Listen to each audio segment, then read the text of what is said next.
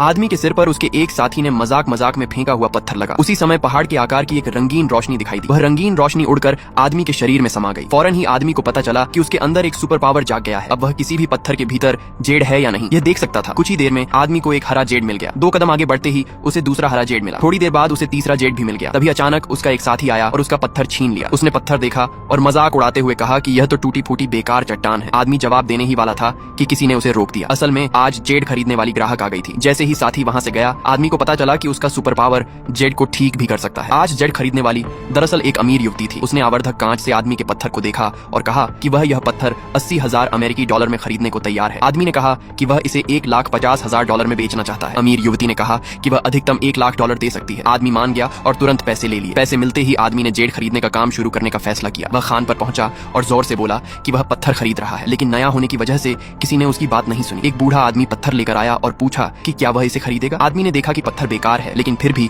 उसने $200 देकर बूढ़े को कहा कि वह उम्र दराज है, अब घर जाकर आराम करे। यह देखकर सब लोग पत्थर बेचने के लिए लाइन में लग गए। आदमी ने सामने वाले पत्थर में शुगर जेड देखा जिसकी कीमत कम से कम $3,00,000 थी। राहगीर ने पूछा कि क्या वह इसे $500 में खरीदेगा। आदमी ने कहा कि यह उसके बजट में आता है और उसने $500 देकर पत्थर खरीद लिया। अगले दिन आदमी ने देखा कि 2 लोगों को एक बड़ा पत्थर मिला है। वह उसे जांचने और कीमत लगाने ही वाला था कि 2 व्यापारी आ गए। दोनों ने नए आदमी होने पर उसका मजाक उड़ाया और कहा कि वह उनसे मुकाबला करने की हिम्मत कैसे करता है। आदमी ने पत्थर देखा, वह अंदर से खोखला और बिल्कुल बेकार था। उसने दोनों व्यापारियों को चेतावनी दी कि यह पत्थर कीमती नहीं है, लेकिन दोनों ने उसे नौसिखिया कहकर चिढ़ाया। आदमी ने बहस नहीं की और उन्हें वह पत्थर खरीदने दिया।